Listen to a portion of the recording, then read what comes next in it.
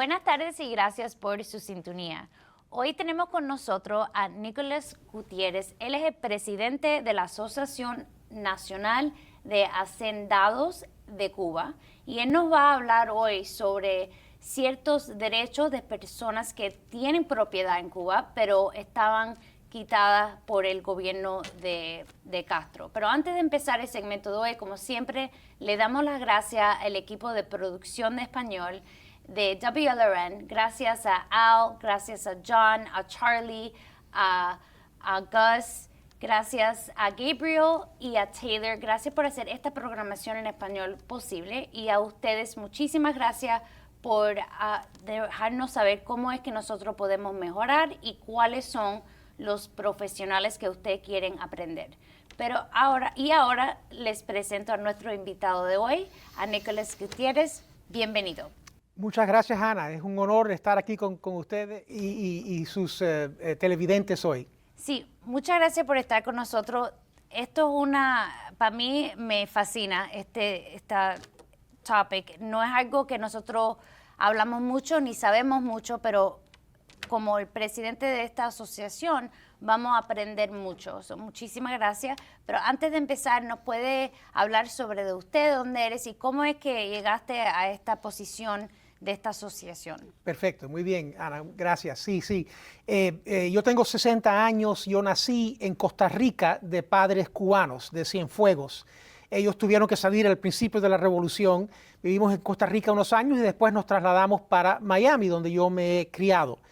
Y mi familia en Cuba tenía 2 centrales azucareros y tenía fincas de ganados, un molino de arroz, una plantación de café, un banco, un negocio de exportación de víveres, almacenes, ferretería, tenía muchas industrias y propiedades, compañía de seguro. Entonces, obviamente, como todos en Cuba, la revolución que prometió ser otra cosa, pero cuando tomó el poder se desenmascaró como un movimiento comunista, hasta más que comunista en algunos sentidos, y además de todas las violaciones de derechos humanos que cometió contra personas, contra la iglesia, contra la prensa, contra todos los aspectos de la sociedad cubana, uno de sus logros, entre comillas, sus acciones más pérfidas fue que sistemáticamente confiscó toda la propiedad privada, o casi toda la propiedad privada en Cuba. Primero le robó a los que ellos decían que eran miembros del antiguo gobierno. En muchos casos definieron eso tan amplio que incluyó muchas más personas que lo que debía de haber incluido. Después le robaron las propiedades a las compañías americanas y familias americanas que vivían en Cuba. Después siguieron a las más grandes de los cubanos, después a las medianas y ya al final de los 60 se confiscaron hasta los peluquerías, barberías, estantes de vender frutas, de limpiar zapatos, o sea, todas las microempresas que existían en Cuba. Cuba era un país capitalista con un sistema de propiedad registrado bastante avanzado para su tiempo. Quitando algunas pequeñas fincas que dejaron en manos de los guajiros que eran dueños de esas fincas, casi todo, y algunas casas que quedaron con familias, las familias se quedaron en Cuba, casi todo fue confiscado. Algunas cosas oficialmente a través de decretos donde prometían que iba a haber indemnización posterior por legislación que venía y nunca vino la legislación, pero eso es importante porque admite que ellos sabían que lo que estaban haciendo era ilegal aún bajo las leyes cubanas.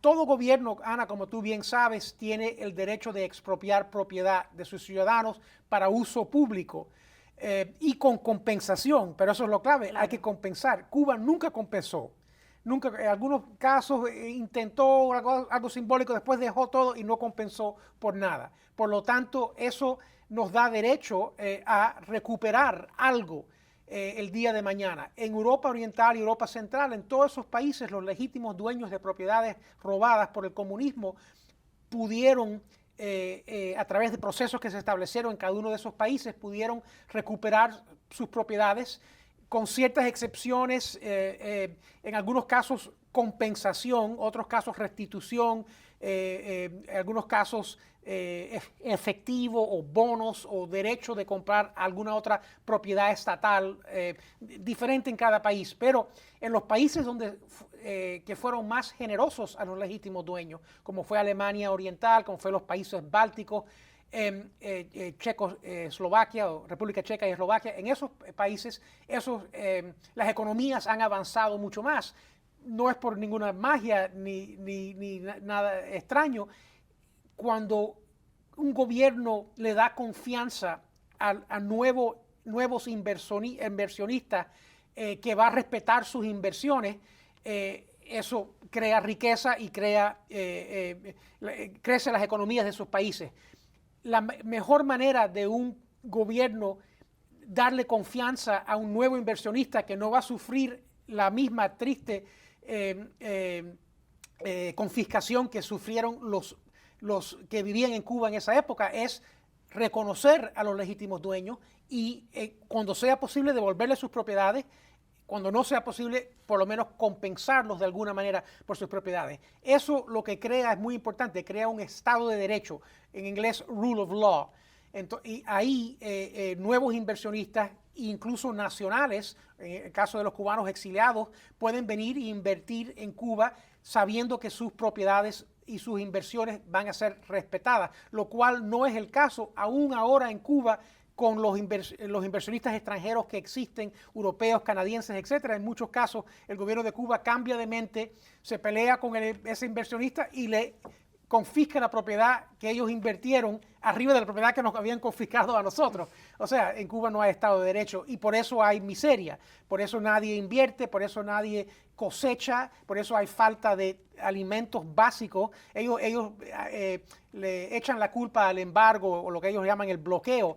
El bloqueo no causa escasez de malanga, ni de plátano, ni de chivos, ni de puerco. Eso todo en Cuba abundaba. Cuba era un país avanzado en términos latinoamericanos, incluso en términos europeos. Tenía una per cápita, Producto Bruto Económico per cápita que era superior al de España y Italia en el 59. Y esta gente han desperdiciado todo lo que heredaron o heredaron por la fuerza en Cuba y han exportado esa miseria a otros países, como sabemos. Entonces, algún día en Cuba habrá un nuevo gobierno y ese nuevo gobierno, si quiere disfrutar relaciones comerciales normales con los Estados Unidos, va a tener que cambiar el sistema político, ¿verdad? Permitir elecciones, liberar a presos políticos, etcétera.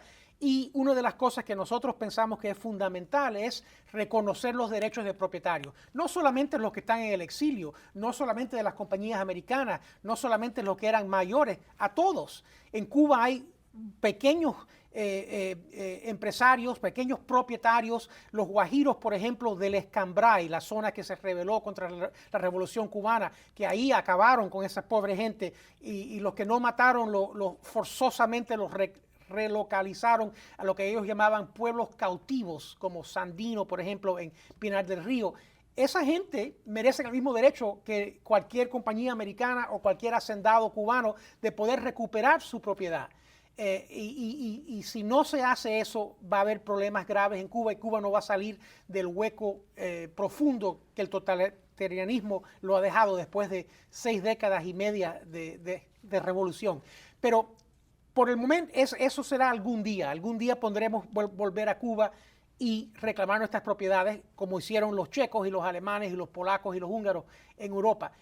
Mientras tanto, existe una ley que yo colaboré en su proceso legislativo hace casi 30 años, la ley de libertad cubana y solidaridad democrática, más conocida como la ley Helms-Burton. La ley Helms-Burton, además de codificar el embargo para que ningún presidente lo pueda levantar sin un acto del Congreso y sentar incentivos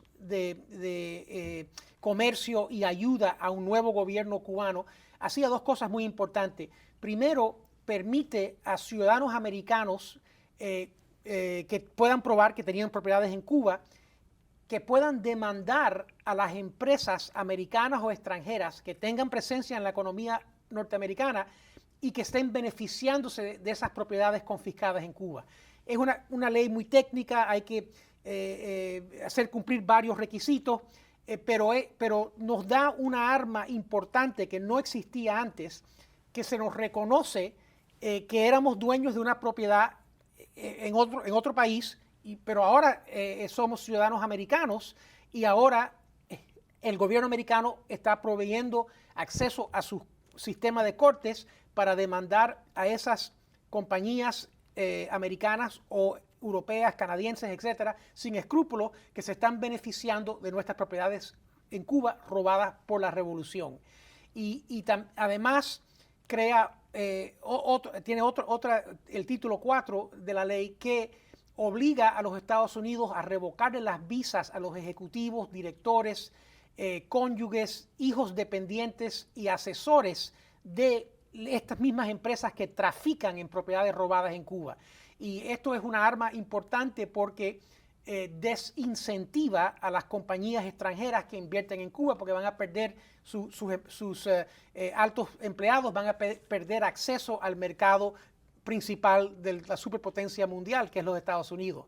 Entonces, en esto hemos estado trabajando ya casi 30 años y seguimos trabajando.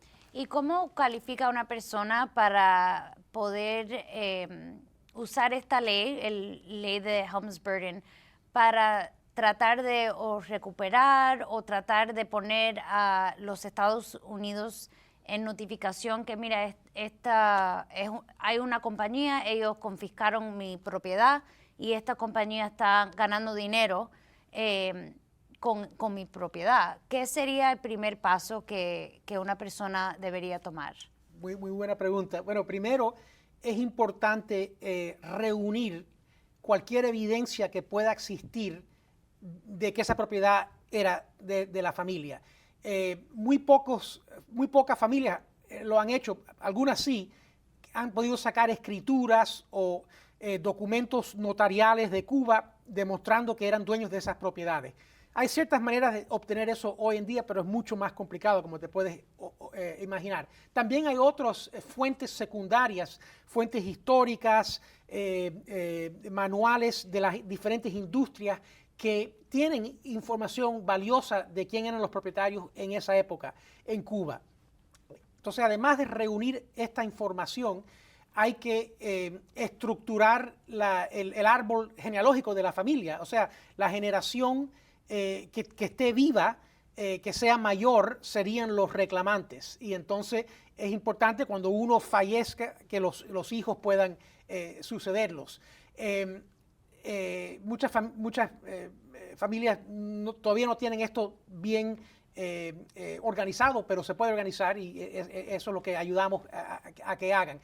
Teniendo eso, hay que buscar un abogado. Esto es caro. Hay algunos abogados que lo hacen contra resultados, en contingencia, pero claro, quieren saber que hay un caso ganable. Entonces hay que hacer la investigación a ver quién está en Cuba en esa propiedad y cómo se están beneficiando. Y ahora, hoy en día, gracias a Dios por el Internet, hay muchas cosas que se pueden averiguar en ese sentido. Y el gobierno americano, el Departamento de Estado, tiene una oficina de asuntos cubanos con la cual tengo mucha relación y a través de ellos los ponemos sobreavisados que somos ciudadanos americanos hoy en día. Es importante que sean ciudadanos americanos hoy en día, es otra cosa que me faltó, que fueron confiscados en Cuba y que tienen una posible acción o para demandar a la empresa extranjera o para pedir al Departamento de Estado que les revoque las visas a los ejecutivos de esa compañía para entrar a los Estados Unidos, que es una arma poderosa, como mencioné. Entonces, ese es el proceso que estamos llevando a cabo y hasta ahora ha habido algunos arreglos beneficiosos, ha habido algunos casos que se han desistido, algunos se han apelado, algunos todavía están pendientes. El problema de esta ley, aunque pasó en el 96 y la fecha clave, o sea, el dueño de la propiedad que traiga la demanda tiene que haber sido el dueño de la propiedad el 12 de marzo del 1996, que fue la fecha donde el Congreso pasó la ley. El presidente Clinton la firmó. En esa época había mayorías republicanas en ambas cámaras del Congreso. Y entonces, pero el título 3, que permite las demandas contra las empresas extranjeras que trafican en las propiedades robadas, ese acápite de la ley no entró en vigor hasta el 2019. O sea, desde el 96 hasta el 19, cada presidente en su turno, cada 6 meses, certificaba erróneamente que era en el interés nacional de los Estados Unidos de aplazar este derecho de demandar y suspendían el derecho de demandar. Lo hizo el presidente Clinton, después lo hizo Bush, después lo hizo Obama, hasta que llegó el presidente Trump. Y en su segundo año, él implementó el título 3 por primera vez. O sea, en el 2019 se implementa por primera vez y solo después de eso es cuando las demandas se han puesto. Ha habido como 50 demandas hasta hoy en día. Y para aclarar algo, la persona que trae este tipo de demanda tenía que ser la persona, el dueño de la propiedad en 1996. Esto no va a aplicar a las personas que, vamos a suponer, como usted mencionaste, que llegaste o sus padres vinieron acá en los 60s. Eso no va a aplicar a las personas que tenían, que eran los dueños en esa época.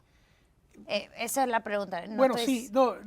Te entiendo bien. O sea, en el 90, es un poco complejo. En el 96, nadie en su sano juicio se imaginaba que la parte más importante de esta ley iba a ser postergada por 19 años o 23 años, desde el 96 hasta el 2019.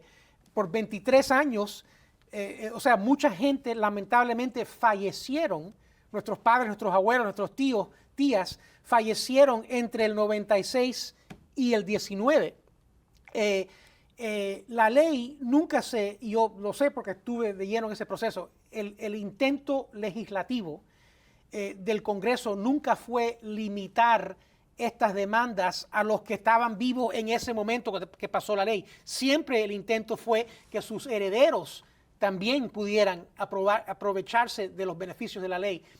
El problema es que, como algunas veces pasa, el lenguaje que se utilizó no era el más cristalino del mundo y hasta ahora varios jueces federales han interpretado esta parte de la ley para significar que el que trae la demanda tiene que haber sido el dueño el 12 de marzo del 96. Es posible que esto sea, que esta interpretación sea reversada en apelaciones y hay algunos casos pendientes, pero por el momento solo se puede proceder con una demanda si fuiste el dueño en el 96. Ahora, ojalá los que eran dueños en ese año todavía estén vivos y en algunos casos parte de la familia puede demandar porque mi tía vive y estaba viva en el 96, pero yo no porque mi padre falleció en ese interino, ¿verdad? Entonces, en algunos casos parte de la familia puede proceder y otra no, hasta que ojalá se pueda reversar en apelación. Esa interpretación, en mi opinión, errónea del lenguaje legislativo de la ley. Y mencionaste que había ciertos casos que he tenido éxito. ¿Nos puede dar ejemplo? Por ejemplo, una familia americana que eran dueños de una finca sustancial en las afueras de Cienfuegos. Era una familia de Boston que fueron, como muchos americanos, hace 125 años fueron a Cuba. Encontraron un lugar muy atractivo por muchas razones y se quedaron y vivieron ahí. Entonces, esta familia americana tuvieron su propiedad, tenían un central azucarero ahí y fincas ganaderas. Se les robó, el comunismo lo confiscó sin compensación alguna. Después el comunismo, que los cubanos en Cuba, por bien o por mal, no han hecho nada. Los comunistas han hecho muy poco en 65 años. Trajeron una fábrica de cemento de Alemania Oriental y la pusieron ahí. que también fracasó, porque el mismo sistema comunista, etc. Después trajeron inversión suiza para modernizar esa planta de cemento. Y esa compañía suiza se puso de acuerdo a pagar un saldo sustancial en los muchas decenas de millones de dólares a esta familia que eran los dueños legítimos. O sea, para nosotros fue un reconocimiento importante de la legitimidad de los que eran dueños en esa época, y ojalá que siente un precedente para otros casos. La mayoría de estos casos, como bien sabes, en el litigio en general, se terminan en arreglos. Muy pocos llegan a un juicio. Los juicios son largos, son complejos, son de años. Hay abogados que buscan financiamiento para llevar estos casos en contingencia. Pero en este caso hubo un arreglo bastante rápido y ojalá que eso nos ayude en otros casos. Todavía hay otros que hemos tenido peor suerte y hay otros que todavía están andando. Y cuéntanos, porque además de ser presidente de la Asociación Nacional de Hacendados en Cuba, también tiene una pasión sobre el Down Syndrome y ayudaste a empezar un non-profit aquí. ¿Nos puede hablar un poquitico sobre eso? Por supuesto, yo tengo, mi esposa y yo tenemos 3 hijos varones. El mayor, que se llama igual que el padre y el abuelo, Nicolás, nació con síndrome de Down. Síndrome de Down es cuando hay 23 pares de cromosomos en todas las células humanas. En el par número 21, cuando se divide la célula de la madre o del padre, arrastra uno adicional. Entonces se termina con, en lugar de 2 cromosomas, en el 21 hay 3. Entonces por eso se llama, el nombre técnico es trisomía 21, trisomy 21, más conocida como Down Syndrome por el científico inglés que la descubrió esto hace 150 años. Esta condición, hay un espectro de habilidades intelectuales, atléticas, etcétera, de estos niños. Son niños muy amorosos, muy cariñosos, no tienen maldad. Entonces, mucha gente piensa seres casi angélicos que Dios ha puesto en la tierra. Nació nuestro hijo, nosotros no sabíamos que venía así. Varios otros amigos nuestros también tuvieron hijos así. Y increíblemente en Miami-Dade, un centro metropolitano importante, no había asociación de familias con niños con síndrome de Down. Entonces nosotros yo ayudé a crear una asociación sin fines lucrativos en la Florida. Obtuvimos el 501C3, que es la designación federal del IRS, que permite que donantes deduzcan de sus impuestos sus donaciones. Y hemos echado para adelante con esta asociación desde el 2005 hasta la fecha. Hemos ayudado a muchas familias en el condado de Miami-Dade, los hemos ayudado con clases de natación, clínicas de fútbol, soccer, sesiones de terapia, recursos de cómo avanzar estos niños educacionalmente, etcétera. Conectándolos con las agencias gubernamentales correctas, etcétera, respaldo para los padres, para los que le dan ayuda a estos niños. Cuando niños nacen, le damos una cesta de beneficios, información a las familias en los hospitales cuando nacen. Hemos aconsejado parejas que están esperando hijos así para ayudarlos a conocer lo que pueden aspirar. Y estos niños llegan lejos. Una se hizo abogada recientemente. Sí. Hay legisladores con síndrome de Down, más bien en Europa.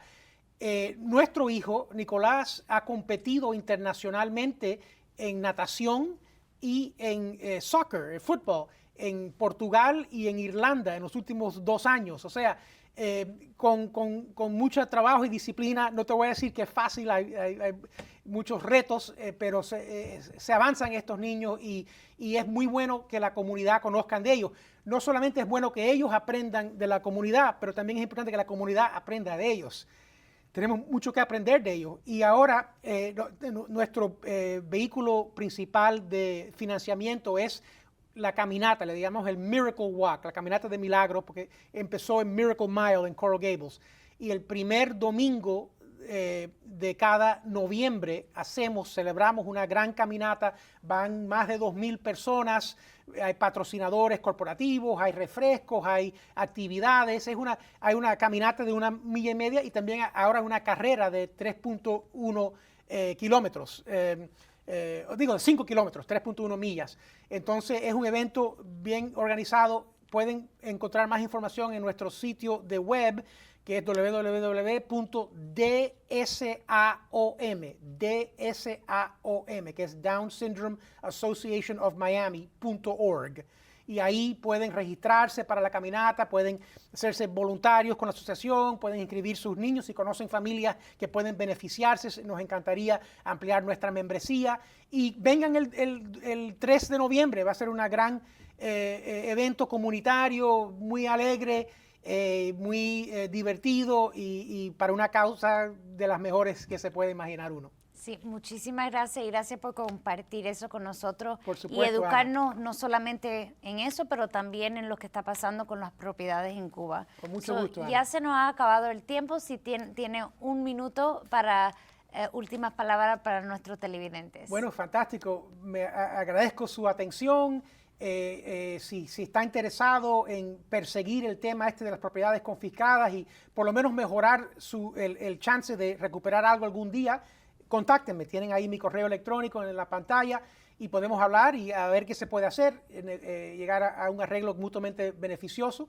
Y si nos pueden ayudar el 3 de noviembre yendo ahí a Miracle Mile, al ayuntamiento de la ciudad de Coral Gables, 405 Biltmore Way. Ahí a las 7 de la mañana empezaremos la carrera y después la caminata y se pueden registrar en línea antes del evento y nos encantaría expandir nuestra membresía y nuestros patrocinadores y respaldadores a través de ustedes ese día y en adelante. Bueno, muchísimas gracias y a ustedes hasta la próxima semana. Gracias.